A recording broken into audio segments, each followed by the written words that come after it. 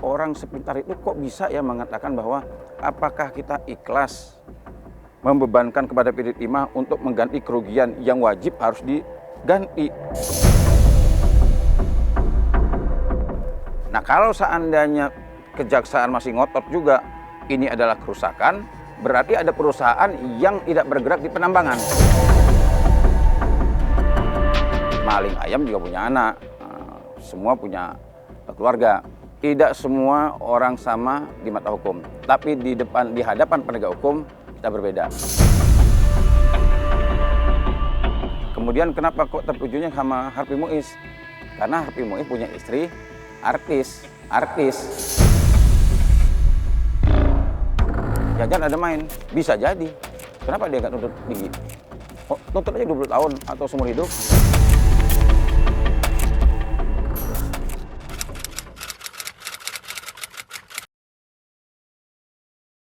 Yang pertama, saya mau mengatakan ya bahwa baru kali ini ada perkara tindak pidana korupsi, tapi jaksa menghadirkan ahlinya dari lingkungan. Nah, saya kebetulan kalau seandainya dikatakan bahwa hukuman Harvey Muiz ini terlalu rendah, saya sedikit kurang sepakat juga, karena memang global kerugian ya, kita anggap ini kerugian, memang 271 triliun, bahkan ada yang menyebutnya 300 triliun. Tapi permasalahannya kan Harvey Muiz ini bukanlah pelaku utamanya. Nah, kalau tidak salah itu dia kurang lebih hanya 500 miliar lah uang yang tidak bisa dipertanggungjawabkan sama dia. Nah, kalau menurut saya, ya kalau memang umpamanya putusan majelis hakim ini terlalu ringan, orang banyak menghujat, netizen banyak menghujat majelis hakim. Kalau menurut saya, kalau memang menurut jaksa bahwa perbuatan ini berat dan merugikan uang negara begitu besar, kenapa enggak tuntutannya tinggi aja? Kan tuntutan jaksa juga cuma 12 tahun. Wajar kalau misalnya 6 tahun 6 bulan. Wajar kalau menurut saya putusannya. Kecuali kalau seandainya jaksa menganggap ini perbuatannya berat. Ya, hukum aja seumur hidup. Nah, maksud Pak Prabowo itu kan 50 tahun. Kan tidak ada hukuman 50 tahun. Nah, tapi saya menangkap Pak Prabowo itu mengatakan bahwa ya seumur hidup lah, kira-kira begitu. Pandangan masyarakat sangat jauh berbeda. Sangat jauh berbeda dengan pandangan orang hukum. Nah, memang sebenarnya kita punya tanggung jawab lah.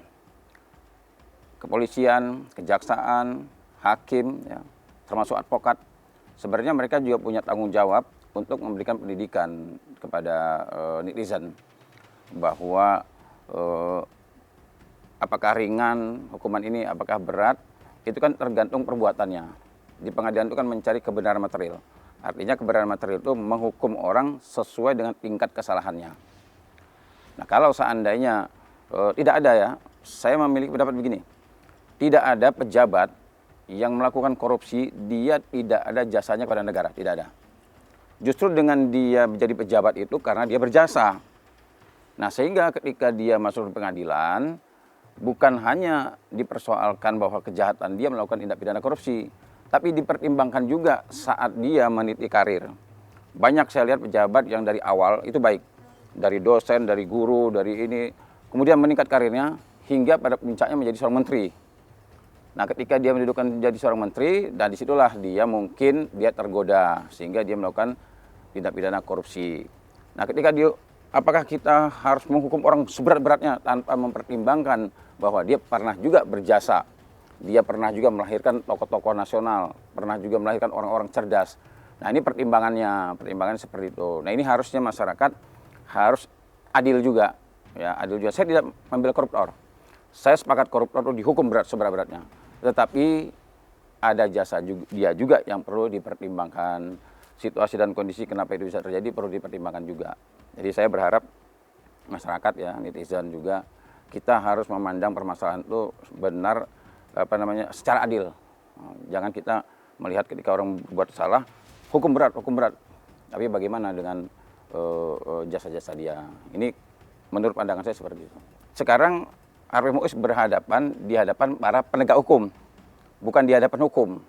Di hadapan hukum sama, orang miskin, orang kaya sama. Tapi di hadapan penegak hukum kita berbeda. Saya juga setuju kalau katanya bilang maling ayam digebukin.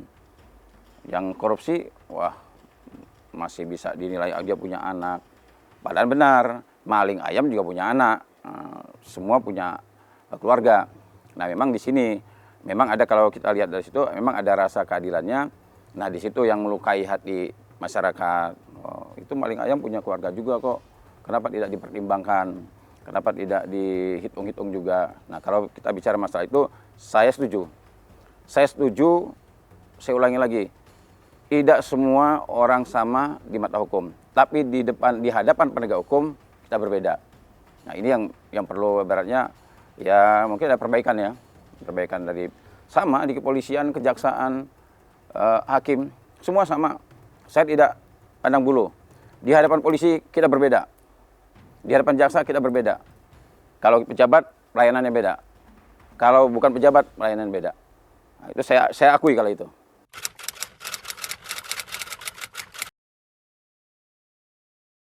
Kalau menurut saya ya dugaannya bisa jadi ada main, bisa jadi. Kalau menurut saya bisa jadi. Kenapa saya katakan bisa jadi ada main bisa? Karena begini, sejak awal ya, ini bukan hanya hukuman.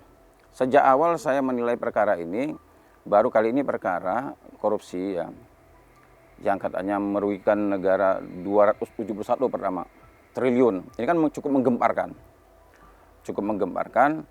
Kemudian kenapa kok tertujunya sama Harvey Muiz? Karena Harvey Muiz punya istri artis. Nah bagaimana dengan pihak-pihak yang lain? Kan lebih besar itu pihak-pihak lain. Ada 5 korporasi ditetapkan dia sebagai tersangka, lebih besar itu. Kenapa cuma Harvey Muiz yang jadi sasarannya? Bahkan Harvey Muiz itu masyarakat luas menyimpulkan bahwa 300 triliun itu atau 271 triliun itu Harvey Muiz pelakunya.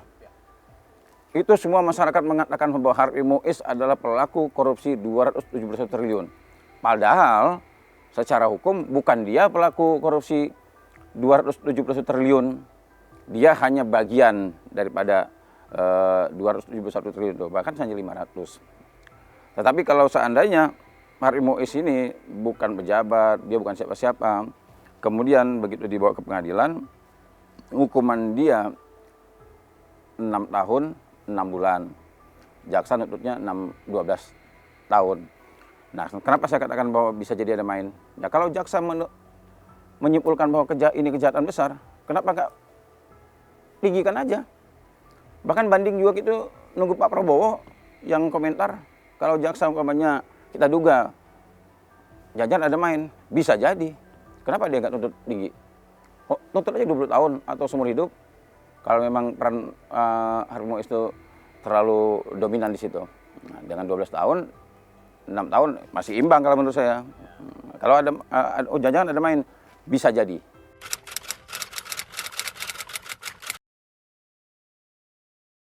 Ya saya begini, saya beberapa bulan yang lalu, saya didatangi oleh beberapa teman saya dan beberapa masyarakat Bangka Belitung. Dia mengatakan 60% penduduk Bangka Belitung hidupnya dari pertambangan itu, timah. Ini kan PT Tambang Timah di Bangka ini kan timah terbesar. Jadi 60% masyarakat di Bangka Belitung itu hidupnya dari situ.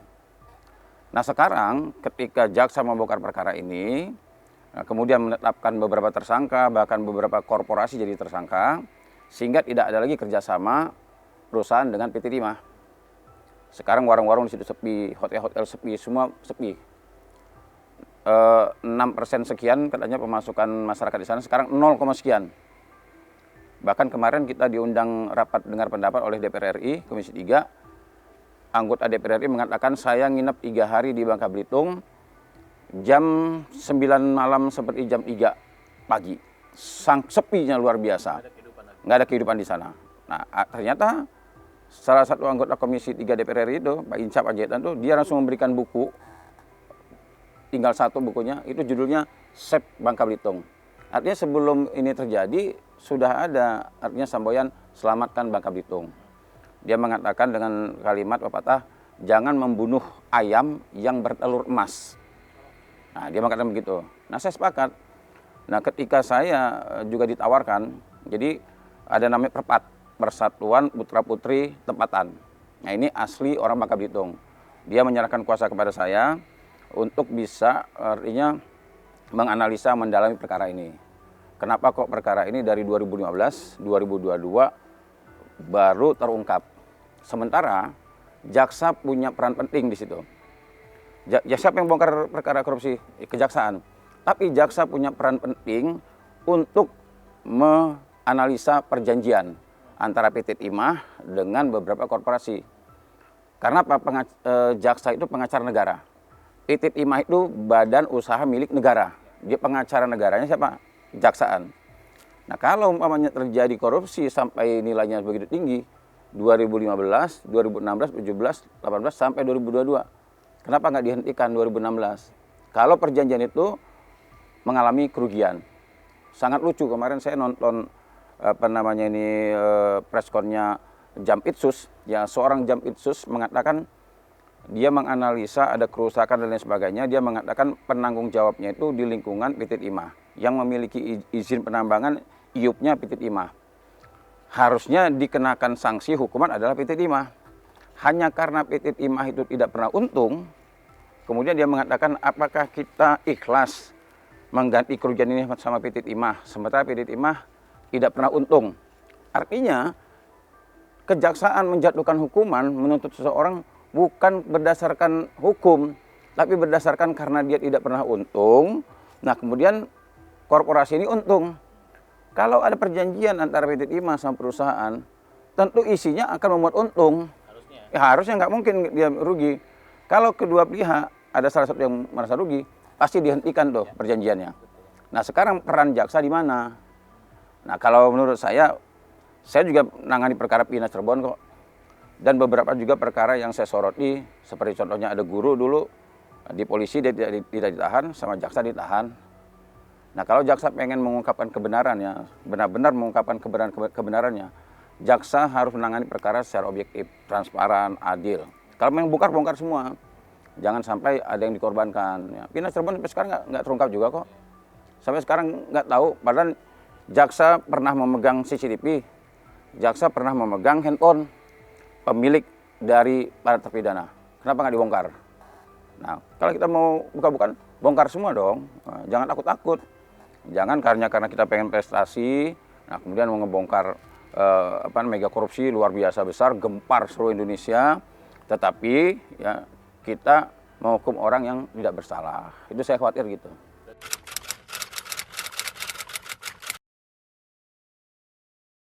Kalau saya melihat mereka sudah bilang begini kan, Pak, kita ini dari Belanda, dari zaman Belanda itu mereka sudah kegiatan seperti ini.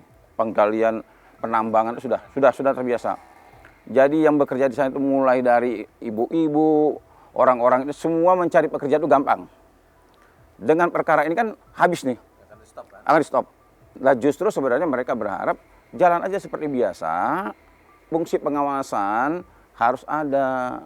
Nggak mungkin dong ibaratnya PT Timah sebesar itu, ya, bahkan terbesar di Indonesia timahnya, masa pemerintah tidak bisa mengontrol sih? Kalau memang tidak untung, ruginya di mana?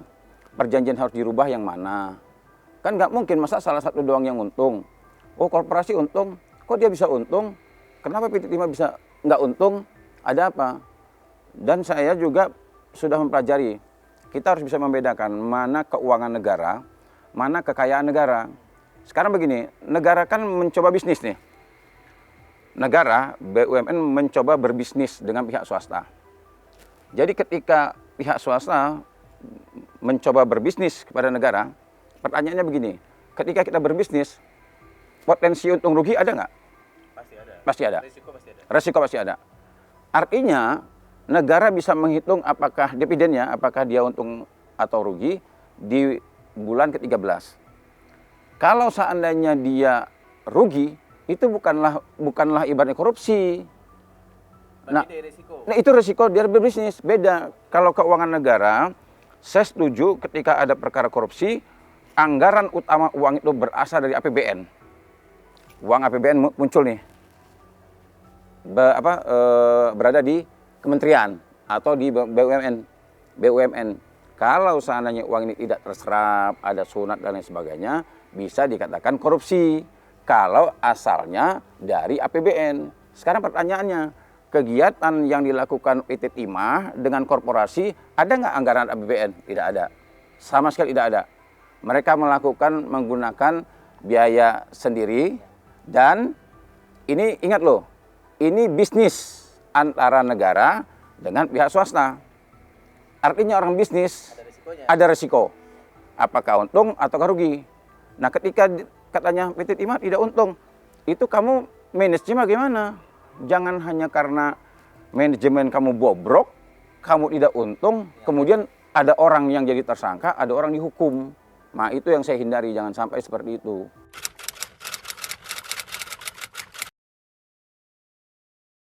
Saya ingin menyampaikan begini, pada seluruh masyarakat ya. Ini adalah perkara pertama, korupsi yang saya tangani. Sebelumnya, beberapa ada tawaran saya untuk menangani perkara, saya tolak. Tapi ketika saya melihat curhatan, ada ibu-ibu, itu saya kumpul sama orang Bangka Belitung itu ada lebih dari 10. Curhatannya berbeda-beda, tapi isinya kesedihan semua. Dan harapan setelah ini ditutup, kesedihan semua. Dia tunjukin saya video-video, ini yang ilegal, ini yang legal. Dan di sana juga banyak yang ilegal, tetapi bisa menghidupi masyarakat di sana. Nah akhirnya saya memberanikan diri, saya mengambil perkara ini, tapi saya lihat juga dari sisi hukumnya. Begitu saya pelajari dari sisi hukumnya, saya rasa-rasanya kejaksaan menurut saya kurang teliti juga. Apa yang dicari oleh kejaksaan. Sampai-sampai saya mohon maaf nih, dengan sangat berat hati saya mengatakan Jampitsus, orang sepintar itu kok bisa ya mengatakan bahwa apakah kita ikhlas membebankan kepada PT Timah untuk mengganti kerugian yang wajib harus diganti. Dan dia simpulkan yang bertanggung jawab untuk mengganti ini adalah orang yang menikmati. Saya bertanya dalam hati, kalau saya punya perusahaan, korporasi, ketika saya membuat perjanjian, saya pastikan harus kegiatan harus menguntungkan. Jangan hanya ketika korporasi itu menguntungkan dianggap korupsi. Nah pertanyaannya, kalau seandainya mereka nggak untung, dia rugi, memang negara mau menanggung? Nah jadi saya mengibarkan begini, jangan sampai begini ya, andai kita punya saudara nih, lagi sakit, di opnam nih, secara sosial, fungsi sosialnya sudah tidak bisa lagi, ngobrol nggak bisa, bergerak nggak bisa, bahkan buang air kecil pun pokoknya dibantu sama orang lain. Pertanyaan begini, apa mesti kita bunuh orangnya? Kita cabut aja impusnya lah, karena udah nggak guna nih. Apa yang harus kita lakukan pada orang begini? Diobatin dong, selamatkan orang ini. Kenapa? Secara sosial dia tidak berfungsi lagi, tetapi secara moral dia masih memperjuangkan, dia mau hidup. Nah inilah yang seperti saya lihat di Bangka. Jangan hanya karena ini ada masalah ini, kayaknya nggak lagi, cabut aja deh, biar mati sekalian. Akhirnya mati orang. Memang kalau kita bicara masalah apa, ini nggak berfungsi lagi Pak. Bahkan buang air kecil pun kita ngerepotkan kita, semua ngerepotkan kita nih. Tapi negara harus hadir di situ, selamatkan ini orang. Karena apa? Secara moral dia masih pengen hidup, Selamatkan orang ini. Dan itulah yang terjadi pada Bangka. Ini yang terjadi pada Bangka. Selamatkan Bangka. Saya dikasih buku sama Pak Inca Panjaitan itu Safe Bubble katanya. Ya sekarang kalau ini tidak kita selamatkan Bangka, saya setuju. Jangan membunuh ayam yang bertelur emas. Nah ini harus kita selamatkan Bangka. Tetapi saya begini ya, artinya begini. Saya tidak mau melebar yang tidak tepat sasaran juga. Artinya kalau seandainya akibat dari penambangan itu dianggap kerusakan, itu dulu saya tidak setuju kalau seandainya akibat penambangan dianggap kerusakan. Artinya saya juga tidak setuju kalau seandainya ada orang-orang yang dibabat yang kita tidak tahu apa kesalahannya. Tapi andai kata Harvey Mois ini dianggap salah, silakan hukum dia berat-beratnya. Ada orang di belakang Harvey Mois babat juga kalau memang dia benar-benar melakukan kejahatan. Yang perlu kita ingat juga, beberapa korporasi yang ditetapkan tersangka oleh kejaksaan, tidak semuanya bergerak di penambangan. Nah, kalau seandainya kejaksaan masih ngotot juga, ini adalah kerusakan, berarti ada perusahaan yang tidak bergerak di penambangan. Tidak masuk dia dalam pengerusakan, ada yang bekerja sama di lain hal yang lain. Nah, kalau seandainya kita babat semua kerusakan ini, apalagi yang menikmati hasilnya, ini menurut saya penegakan hukum yang ugal-ugalan. Semua dibabat ya. Tapi saya mendukung ya, saya sekali lagi mendukung koruptor hukum berat.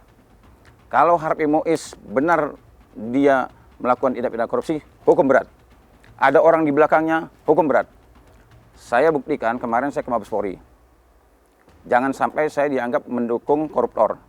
Saya melaporkan kejaksaan, ya Jaksa Agung sama Jampitsus, saya minta Kapolri periksa juga nih orang.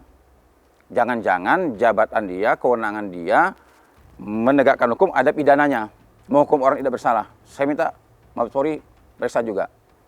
Untuk membuktikan bahwa saya tidak mendukung koruptor, saya juga melaporkan Harvey Mois kemarin.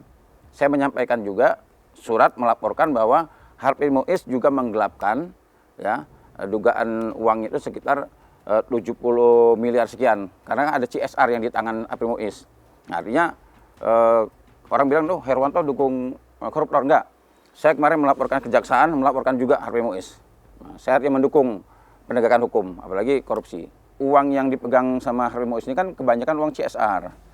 Nah, artinya etikat baik dari pengusaha korporasi itu sudah memberikan bahkan berpuluh-puluh miliar untuk kesejahteraan warga Bangka Belitung. Hanya saja warga Bangka Belitung tidak terima. Nah, kemarin makanya salah satu dari ketua DPD pejuang Laskar Pelangi Bangka Belitung, ya, yang dia juga sebagai pengurus Perpat, ini menyerahkan kuasa kepada saya. Kita laporkan Harvey Mois karena ada uang yang dia harus berikan kepada warga Bangka Belitung, CSR itu untuk kesejahteraan.